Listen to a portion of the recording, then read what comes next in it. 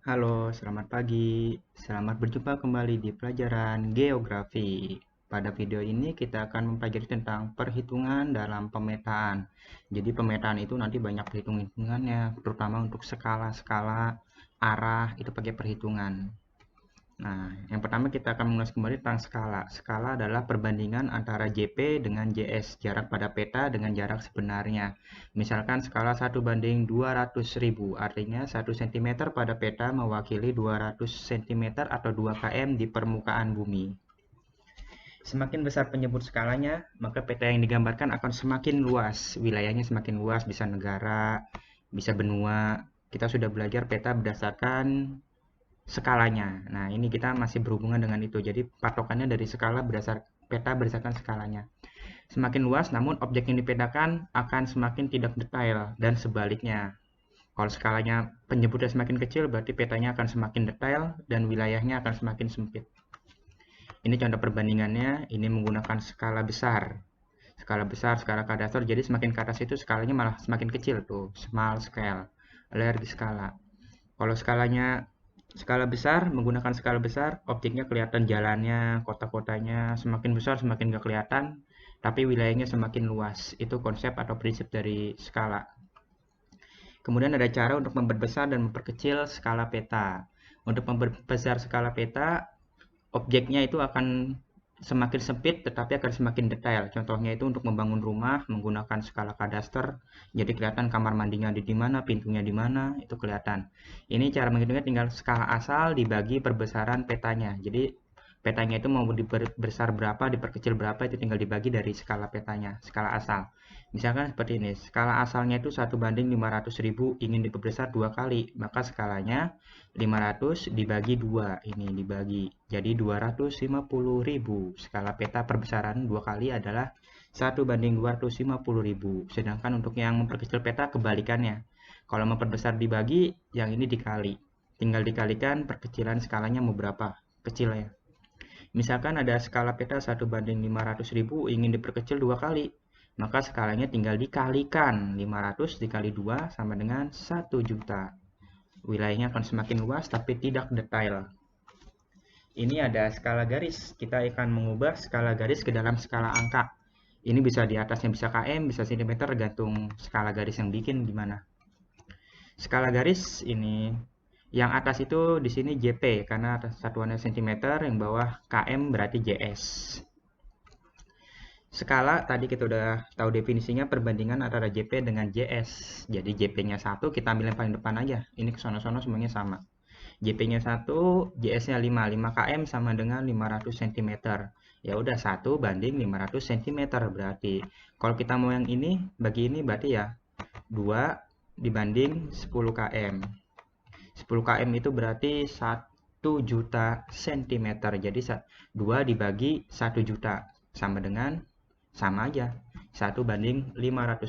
Ini semuanya sama. 15 bagi 3 juga sama 5, 20 bagi 4 sama 5. Semuanya sama. Jadi ambil yang paling depan aja, yang paling kecil angkanya, paling mudah dihitungnya. Mencari skala peta. Nih contohnya jarak kota A ke B pada peta 20 cm. Jarak kedua kota tersebut sebenarnya adalah 500 km. Berapa skala peta tersebut? Caranya harus diketahui dulu, JP-nya 20, JS-nya 500 km, karena ini peta satuannya cm, dijadikan cm.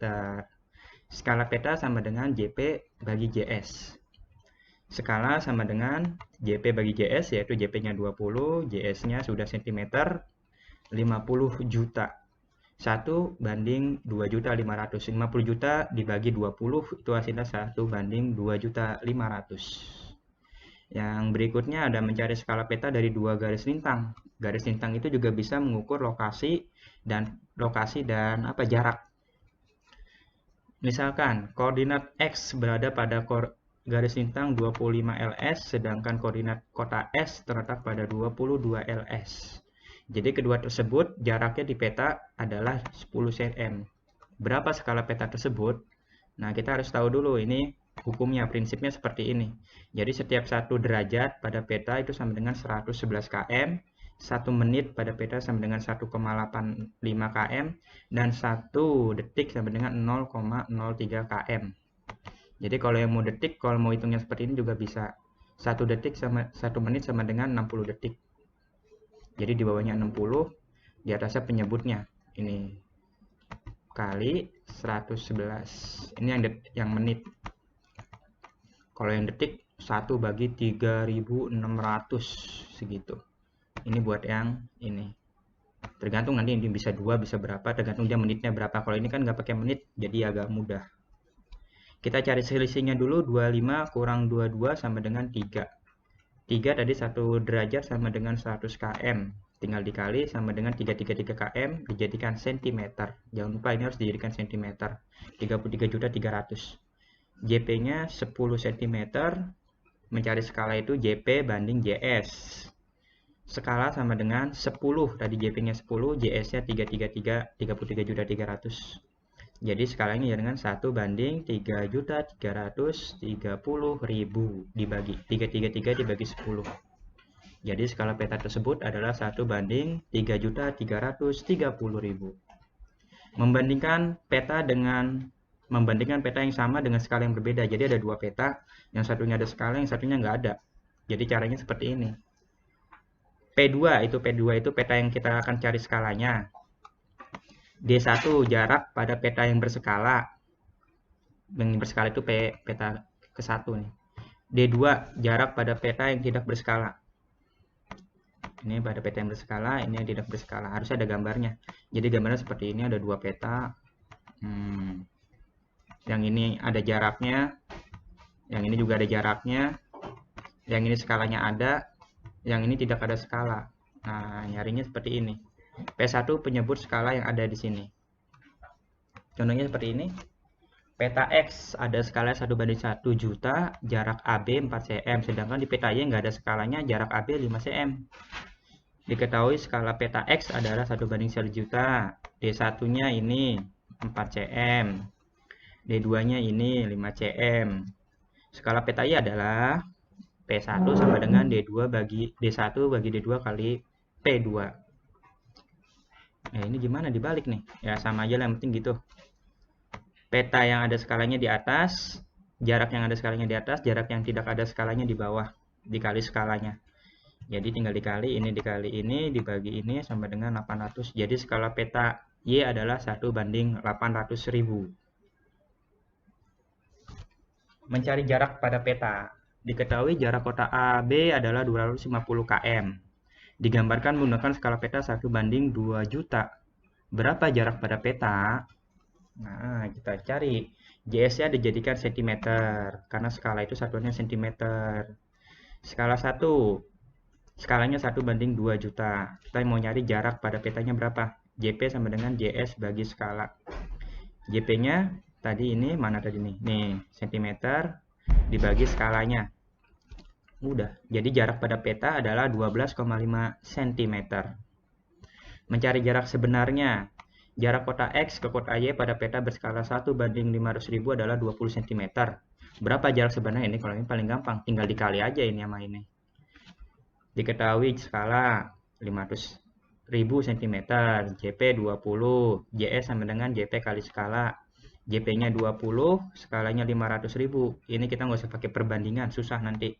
Langsung aja penyebutnya aja. Skala sama JS sama dengan 10 juta cm. Dijadikan km, nolnya dicoret 5. 1, 2, 3, 4, 5. Sama dengan 100. Ini kan dicoret tadi, 100 km. Jadi jarak dua kota tersebut sebenarnya adalah 100 km. Peta kontur ini di berikutnya lagi, nanti kita sambung ke apa tuh namanya, video kedua. Tunggu video kedua. Halo, berjumpa kembali di pembelajaran geografi tentang perhitungan pemetaan. Sekarang kita masuk peta kontur. Peta kontur adalah peta yang menggambarkan ketinggian tempat dengan menggunakan garis kontur. Jadi peta kontur itu hampir sama dengan peta topografi. Jika topografi menggunakan simbol area dan warna, di peta kontur menggunakan simbol garis. Garis kontur memiliki ketinggian yang sama. Jadi satu garis kontur itu ketinggiannya semuanya sama. dalam satuan meter, tidak bercabang dan tidak berpotongan. Itu prinsip dari garis kontur. Garis kontur rapat menandakan wilayah tersebut lerengnya itu curam atau terjal, sedangkan wilayah yang renggang menandakan lerengnya itu landai. Kontur interval adalah perbedaan ketinggian antara dua garis kontur, atas dan bawah dikurangin. Ini contoh garis kontur yang rapat, berarti wilayahnya ini curam, biasanya ada sungai di bawahnya atau jurang. Ini yang rapat, ini yang renggang. Garis konturnya renggang, berarti wilayahnya landai. Landai itu seperti ini landai. Yang curam itu seperti ini kalau digambarkan. Kalau wilayah yang landai ini cocoknya untuk jadikan permukiman atau jalan untuk membuat objek budaya. Kalau yang rapat ini tidak boleh dijadikan objek budaya, tapi untuk konservasi hutan seperti itu. Jika digambarkan seperti ini garis konturnya, harus kita potong tengah-tengahnya, semuanya kena. Membuat garis XY, koordinat XY, ini 0, kita masukkan angka-angkanya, titik-titik, di sini titikin dulu, titik, titik, titik, titik, titik. Nanti jika sebuah titiknya sudah ada, ini puncaknya 58, di sini kira-kira disambungkan. Ini yang landai, yang renggang, ini yang rapat. Jadi ketahuan renggang atau rapatnya dengan menggunakan penampang melintang seperti itu. Ada dua garis kontur, ada peta kontur ilustrasi. Di sini diketahui tinggiannya, tapi tengah-tengahnya nggak ada. Ini caranya 65 dikurang 400 itu adalah berapa tuh? 65 dikurang 250. Ini selisihnya ada dua garis kontur, jadi 250 dibagi 2 sama dengan 125. Ini jadi di sini ditambahkan 125 jadi 525. Tambahin lagi 125 650. Tambahin lagi 125 770. Seperti itu cara menghitungnya. Jadi di sininya 650, di sininya 770. Menghitung skala peta kontur yang diketahui adalah CI atau selisih antara dua garis kontur 250. CI-nya 250. Berapa skala kontur? Tinggal dikalikan CI-nya dikali 2000. 250 dikali 2000 sama dengan 500. Jadi skala peta kontur tersebut adalah 1:500.000.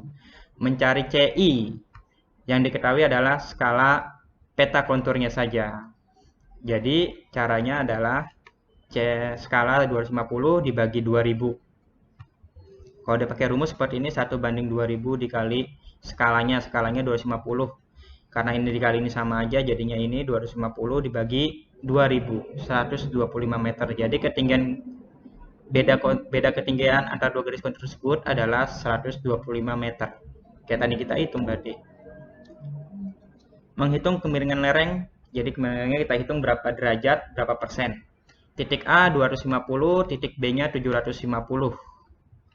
Peta kontur tersebut skalanya 20.000, jarak AB pada peta 4 cm. Berapa kemiringan EB? Kita mencari beda tingginya dulu. Yang tinggi dikurangin yang rendah. Jadi 500 meter. Jadikan cm, ditambahin nolnya 2, 50.000 cm. Jangan lupa ini biasanya lupanya di sini tidak dijadikan cm, jadi salah. JP-nya 4, skalanya 20.000. Kemiringan lereng sama dengan beda tinggi dibagi JS. JS adalah JP kali skala. JP-nya 4, skalanya 20.000 dikalikan 50 dibagi 80.000 dikali 100% sama dengan 52,5%. Jadi kemiringan titik AB adalah 62,5%. Itu kan menggunakan persen. Kalau menggunakan derajat, jadi ini 1 derajat. Jadikan 1 derajat. Nah, seperti itu. Mencari ketinggian titik tertentu. Jadi ada dua garis kontur yang kita lihat. Ini dua garis kontur. Ini titik A, titik B di tengah. Ini titik C. Nah, kita tidak tahu ketinggian titik B berapa. Jarak AB 6, jarak BC 4. 6, ini 4. Ketinggian A 350, ketinggian C 550. Berapa ketinggian titik B? Jadi kita ketahui tadi AB adalah 6, BC adalah 4. Jadi jarak AC, jarak seluruhnya antara dua garis tersebut adalah 10 cm. Selisihnya antara A, C. Jadi yang tinggi dikurangin yang rendah. Titik C tadi 50, titik B, A-nya 350. Jadi selisihnya adalah 200 meter. Ketinggian titik AC per meter. Jadi kan karena dia garis kontur itu ketinggiannya sama, di sininya ada 20. berapa tadi, 10 cm, ketinggiannya itu 200, ya udah tinggal dibagi aja. Jadi bedanya itu 200, tapi jaraknya itu 10 cm, dibagi 10 dibagi 200. Itu untuk per meternya, meter per cm. Jadi meternya itu adalah setiap 1 cm sama dengan naik 20 meter. Kita cari dari titik A. Titik A tadi adalah 350. Nah, 350 ditambah 6. 6 itu dari jarak AB. Ini 6. 20-nya dari sini. 350 tambah 120. Jadi ketinggian AB, ketinggian titik B adalah 470 meter, titik B-nya. Dicari dari titik A. Ini titik B-nya adalah 470. Kalau kita cari dari titik B, titik C, bisa dibalik seperti itu. Jadi maka dikurang. Dari titik C sama dengan titik C-nya adalah 550. 550. Dikurang. Karena dia turun, jadi dikurang. Jarak BC 4. Dikali 20. 550 dikurangi 80.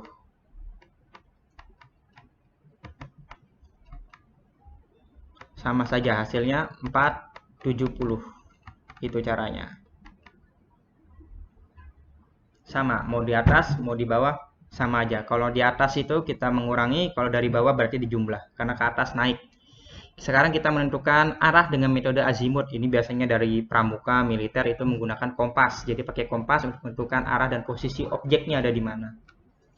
Diukur atasnya itu selalu utaranya itu 0. Jadi kita pakai busurnya itu ke atasnya ini 0. 0-nya di sini. 0-nya di atas. Ke arah jarum jam. Berarti ini 0, 90. Ini terbalik nih petanya tapi kameranya. Pokoknya kita searah dengan jarum jam. Balik lagi ke 360. Kemudian ada back azimut atau kebalikan dari yang kita taruh tadi azimutnya. Jika azimutnya 180, maka back azimutnya ditambah 180. Jika sudut azimutnya lebih dari 180, maka back azimutnya dikurangin 180. Ini sampai sini, tengah-tengahnya dipotongin seperti ini. Misalkan kita azimut kita adalah 45. Maka back azimutnya tinggal ditambahkan 180. Jadi back azimutnya adalah 225. Back azimutnya adalah 225. Itu caranya seperti itu. Contohnya seperti ini. Ini back azimut, ini azimutnya. Terbalik nih, harusnya ini 0, terus ke sini ini 45. Di timur laut 45, kesininya 90, tenggaranya tambahin lagi, tambah 45, 135,